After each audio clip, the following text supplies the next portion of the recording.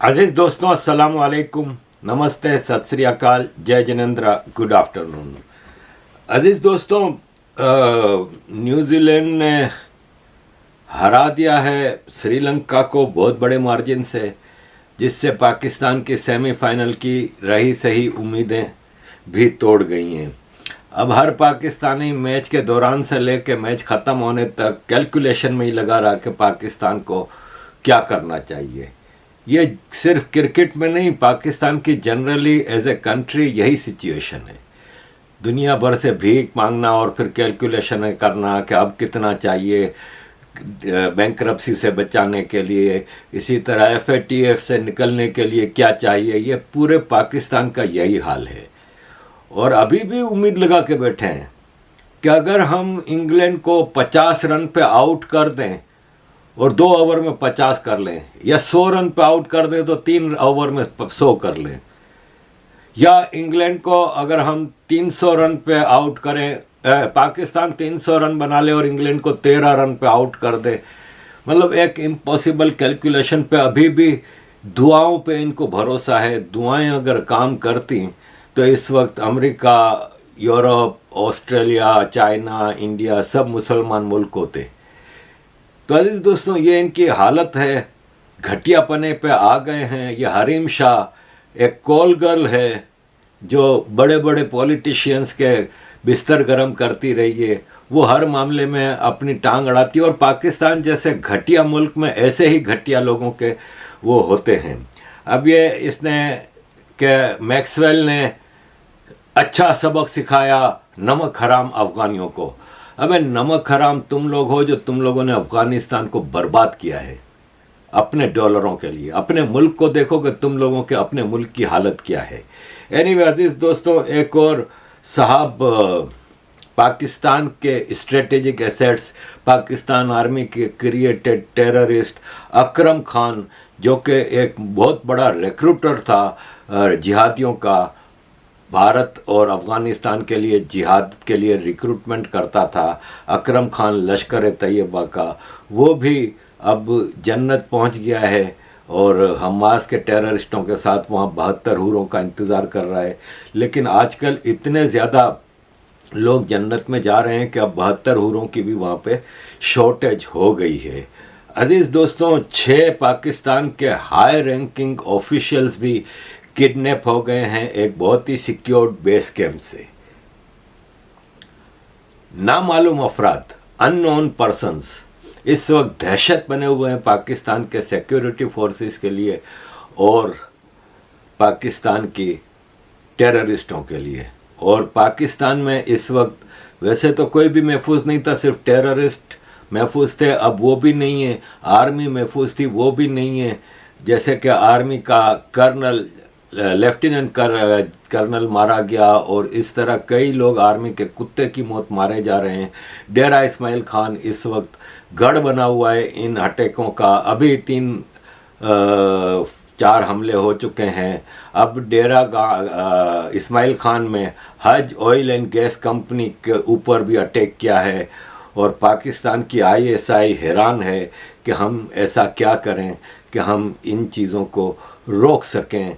जैसे कि एक छोटी सी आपके सामने लिस्ट है, वो मैं रख रहा हूँ कि हाफिज़ सईद पे अटैक हुआ 23 जून 2021।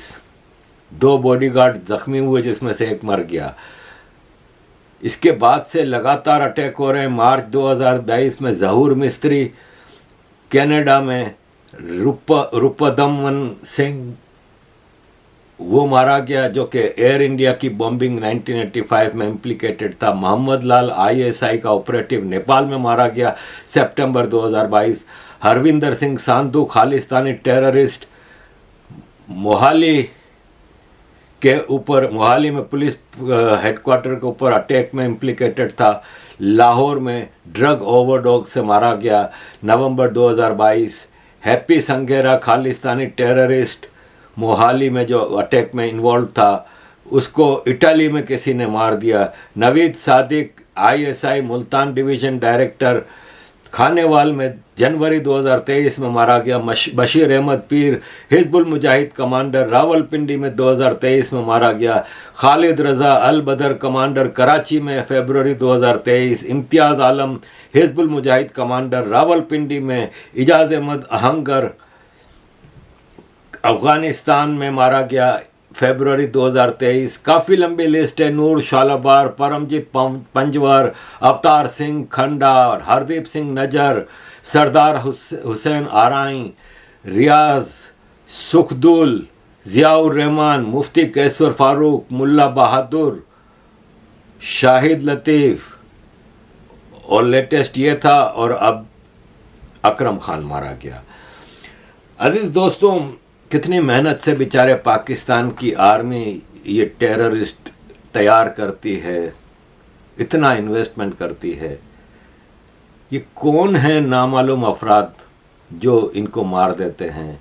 बेचारे पाकिस्तान आर्मी के ऊपर कुछ रहम करें। वो ये क्या क्या करें बेचारे।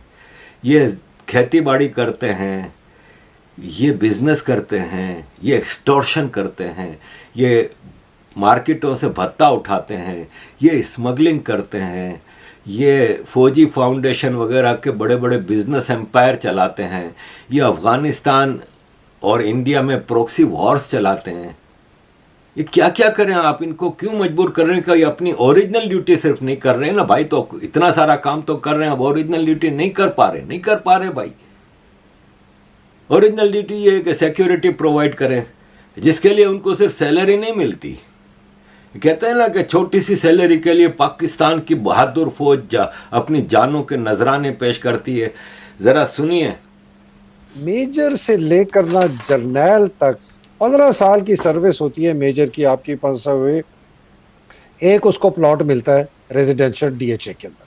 तो 15 साल मेजर का है, पहला प्लॉट 15 साल होती है, उसको एक प्लॉट मिलता है, ठीक है ना जी। उसके बाद वो 23 साल में उसको एक अपार्टमेंट मिल जाता है 3 बेडरूम का, आर्मी ऑफिसर्स हाउसिंग स्कीम की। अगर वो लेफ्टिनेंट कर्नल प्रमोट हो जाता है, 25 साल उसकी सर्विस हो जाती है, उसको 2 रेजिडेंशियल प्लॉट मिलते हैं।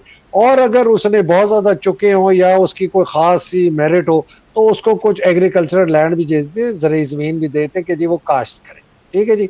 और उसके साथ उसका वो 3 बेडरूम का अपार्टमेंट शायद। अब वो बंदा फुल कर्नल बन गया, अगर डायरेक्ट ब्रिगेडियर नहीं बनता।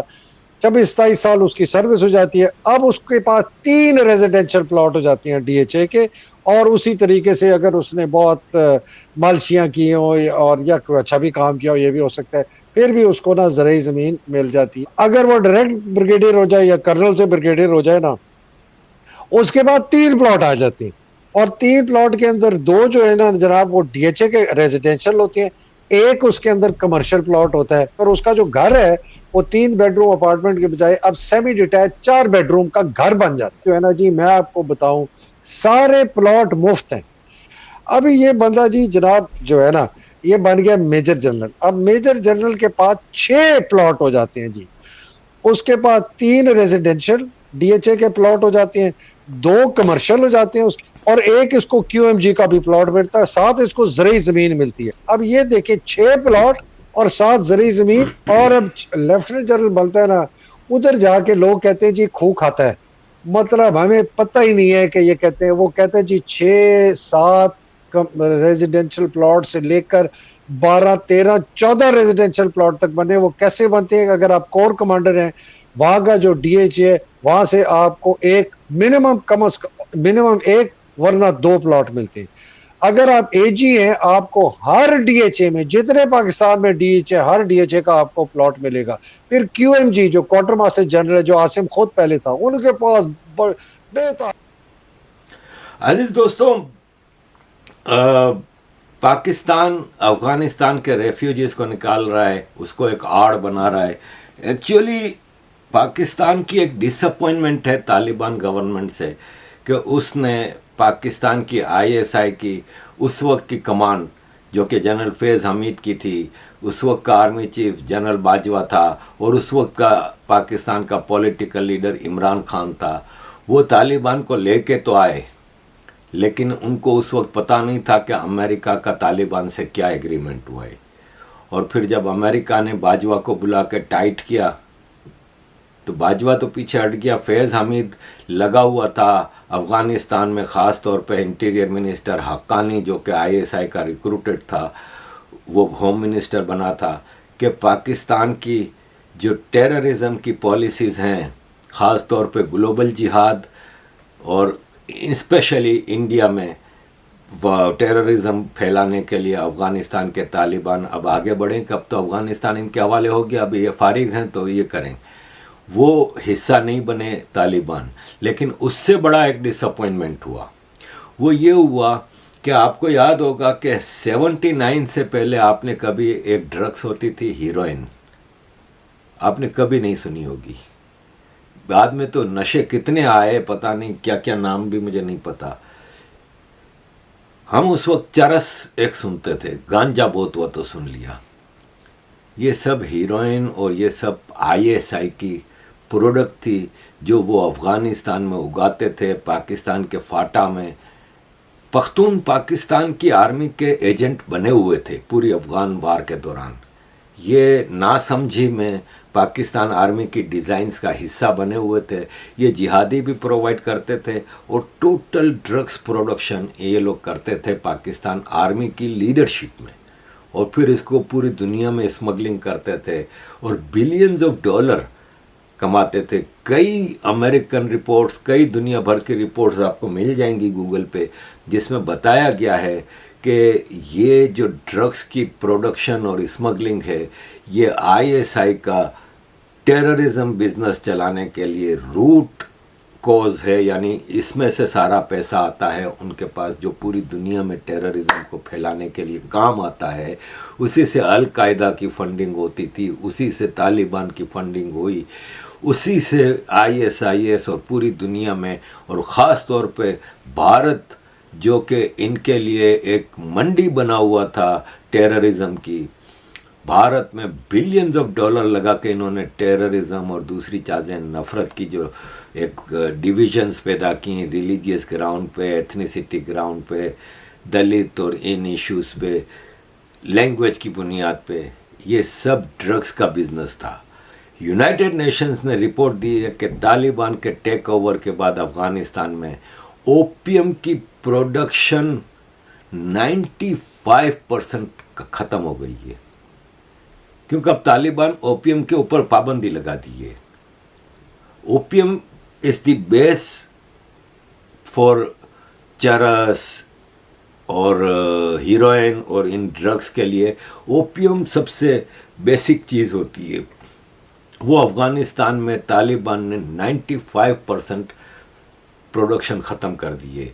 यानी टोटल पाबंदी है और उस पर तालिबान ने सख्ती से अमल करते हुए 95% ओपियम प्रोडक्शन ख़त्म कर दी है। ये पाकिस्तान आर्मी के लिए एक्सेप्टेबल नहीं है, क्योंकि पाकिस्तान आर्मी गिद्ध है जो लाशों को नोचता है, और डॉलर पैसा इनके लिए सब कुछ है। इसी पैसे के लिए इन्होंने लाखों पाकिस्तानी मार दिए, तो बाकी किसी की आप क्या सोचेंगे कि ये जब अपने पाकिस्तानी मुसलमान भाई बहनों को मार रहे हैं, उनकी ज़िंदगी हराम कर रहे हैं, इनके अपने बच्चे बाहर बिजनेस बिलियंस ऑफ डॉलर के सेट करके बैठे होते हैं, ये रिटायर होते ही अपने बच्चों के पास चले जाते हैं। लेकिन जब तक सर्विस में होते हैं, आपने अभी देखा हैदर भाई ने बताया कि लीगली ये कितना कमा रहे हैं आर्मी से, और इलीगली इनका कोई अंत नहीं है। ओपियम ट्रेड बंद होने से पाकिस्तान आर्मी की मैया मर गई है। अब तीन चीज़ें जहन में लाएं। एक, अफ़गानिस्तान जो कि ये समझते थे कि 14 अगस्त 2021 के बाद इनका राइट हैंड आदमी बनेगा तालिबान, वो नहीं हुआ। 2, ओपियम ट्रेड बंद हो गई। और 3, पाकिस्तान के क्रिएटेड टेररिस्टों को और आर्मी ऑफिसर्स को लाइन से मारा जा रहा है। पाकिस्तान की सिविल वार एक नई बुलंदी पे पहुंच चुकी है। ये सब इनके लिए बर्दाश्त नहीं हो रहा, तो इन्होंने फिर अफ़गान रेफ्यूजीज़ वाला मामला उठाया है। ये समझते हैं कि ये अफ़गान रेफ्यूजीज़, आप देखें अफ़गान रेफ्यूजीज़ का मामला उठने के बाद कितने अटैक शुरू हो गए हैं, और कितने टेररिस्ट मारे जा रहे हैं, कितने आर्मी ऑफिसर्स मारे जा रहे हैं, कितने अटैक आर्मी ऑफिसर्स और गवर्नमेंट इंस्टॉलेशंस पे हो रहे हैं, ये अभी शुरुआत है। देखें, ये जाहिद हुसैन हैं, राइटर हैं, ऑथर हैं, जर्नलिस्ट हैं, इन्होंने कहा है कि पाकिस्तान का ये जो डिसीजन है ना, ह्यूमैनिटेरियन क्राइसिस है ये अफ़गान रेफ्यूजीज़ वाला। अव्वल तो ये एक ऐसा डिसीजन है जो केयरटेकर गवर्नमेंट ले ही नहीं सकती। ये ऑफिशियली तो आर्मी का, अनऑफिशियली तो आर्मी का डिसीजन है, लेकिन ऑफिशियली तो केयरटेकर गवर्नमेंट अनवर काकड़ का है ना, वो ले ही नहीं सकती। ये एक तो इन्होंने डिसीजन लिया जो कि इलीगल है। दूसरा, उससे आप 17 लाख से ज़्यादा अफ़गानियों को उस मुल्क में भेज रहे हैं जहां अभी फूड प्रोडक्शन नहीं है, जहां पे एक कंजर्वेटिव तालिबान की सरकार है, जिससे वहां पे जाने वाली औरतों और बच्चियों की ज़िंदगी हराम हो जाएगी। वहाँ लिविंग कंडीशंस बहुत ख़राब हैं। अभी रिसेंट में बहुत बड़ा सैलाब आया, रिसेंट में बहुत बड़ा ज़लज़ला आया। अफ़गानिस्तान में हालत बहुत ज़्यादा ख़राब है। ऐसे में आप ऐसा इनह्यूमन एक्ट कैसे कर सकते हैं, और जिसकी आड़ में पाकिस्तान के अपने पख्तूनों को भी टारगेट किया जा रहा है और आर्मी ने कमाने का एक नया धंधा शुरू कर दिया है। अजीज़ दोस्तों, प्रूफ मांगते हैं रेसिडेंस का, लीगल होने का। उससे नादरा वालों की भी चांदी हो गई है। आर्मी ऑफिसर्स और नादरा वाले मिल के अफ़गानियों को धड़ाधड़ पासपोर्ट इशू कर रहे हैं, जिससे क्या होता है कि मतलब नेशनल आईडी कार्ड इशू कर रहे हैं, जिससे क्या होता है कि प्रूफ हो जाता है कि हम तो अफ़गानी हैं, नहीं हम तो पाकिस्तानी हैं। और ये माल बनाने के धंधे शुरू हो गए हैं। अजीज़ दोस्तों, अनवरुल हक काकड़ ने कहा है कि 2021 में तालिबान आने के बाद पाकिस्तान में टेररिज्म बहुत बढ़ गई है, जिसका जवाब अफ़गानिस्तान के ज़बीउल्लाह मुजाहिद ने साफ अल्फाज में कहा है कि पाकिस्तान के केयरटेकर प्राइम मिनिस्टर अनवरुल हक काकड़ ने जो कहा है ना, ये बिल्कुल गलत है। पाकिस्तान की आर्मी अपनी ड्यूटी सही से अदा करे ना, तो ये टेररिज्म नहीं होगी। टेररिज्म पाकिस्तान में हो रही है, उसको रोकने की जिम्मेदारी पाकिस्तान आर्मी की है।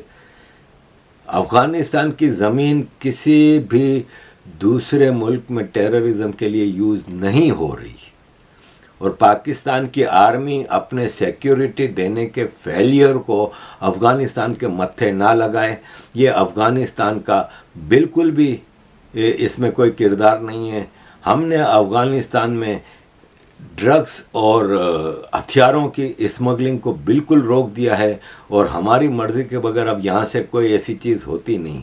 हम पाकिस्तान से एक पड़ोसी की हैसियत से अच्छे ताल्लुकात चाहते हैं, लेकिन पाकिस्तान को भी समझना चाहिए कि उनकी कुछ ज़िम्मेदारियाँ अपनी भी हैं। ख़ास तौर पे ये जो रेफ्यूजीज़ वाला काम कर रहे हैं, ये अपने लिए नुकसान पहुंचा रहे हैं, अपने घर में मुश्किल पैदा कर रहे हैं। अफ़गान गवर्नमेंट, तालिबान गवर्नमेंट के स्पोक्स पर्सन सुहेल शाहीन ने कहा है कि पाकिस्तान से अफ़गान मुहाजिरीन को वापस करना अफ़गानिस्तान, ये एक बहुत बड़ी साजिश है। जो मुल्क अपने पड़ोसियों के साथ ताल्लुक़ अच्छा रखना चाहता है, वो ऐसा नहीं कर सकता जो पाकिस्तान कर रहा है। तो अज़ीज़ दोस्तों, इस सारे सिनारियों में पाकिस्तान हर तरफ से इस वक्त फंसा हुआ है, और पाकिस्तान के लिए अब चीज़ों को कंट्रोल करना मुश्किल ही नहीं, नामुमकिन हो गया है। फ़लस्तीन करते हैं, लेकिन पाकिस्तान की सरकार इस वक्त फ़लस्तीन के लिए NED यूनिवर्सिटी, पाकिस्तान की सबसे बड़ी इंजीनियरिंग यूनिवर्सिटी है, उसने स्टूडेंट्स को शोकॉज नोटिस दिए हैं कि आप गज़ा के लिए फ़ंड्स कलेक्ट नहीं कर सकते। पाकिस्तान की बैंकों को गवर्नमेंट ऑफ पाकिस्तान ने ये नोटिस इशू किया है कि आप फ़लस्तीन के लिए चंदा डोनेशन जमा करने के लिए अकाउंट्स नहीं खोल सकते, ना ऐसी कोई ट्रांजैक्शन एक्सेप्ट कर सकते हैं। रिजवान ने जो ट्वीट की थी, उस पर PCB और पाकिस्तान ने उसको काफ़ी प्रेशराइज़ किया कि वो ट्वीट वापस ले लें। पाकिस्तान का हर लिहाज से हर जगह आपको डुप्लिकेट डबल रोल मिलेगा। मुंह से कुछ कहेंगे, करेंगे कुछ। आपको याद होगा कि जब पाकिस्तान में ड्रोन हमले हो रहे थे मुशर्रफ के पीरियड में, उस वक्त सरकार केपीके की फजलुर रहमान के पास थी। फजलुर रहमान का दुर्रानी चीफ मिनिस्टर था फजलुर रहमान की पार्टी का केपीके में, और ड्रोन हमले हो रहे थे। उस वक्त मौलाना फजलुर रहमान मुंह बंद करके बैठे हुए थे और अमेरिकन अथॉरिटीज से मिलते थे तो उनको यही कहते थे कि आप अपना काम करो, हम चुपचाप कंडेम करते रहेंगे। ये पाकिस्तान की पुरानी स्टोरी है। आज वही मौलाना फजलुर रहमान हमास के लीडर का हाथ पकड़ के उनके साथ यकजहती का वो कर रहे हैं। लेकिन ये पाकिस्तान का डबल स्टैंडर्ड है, टोपी ड्रामा है, और ये पाकिस्तान चलाता रहेगा। अजीज़ दोस्तों, thank you very much for all your support. Kindly keep supporting.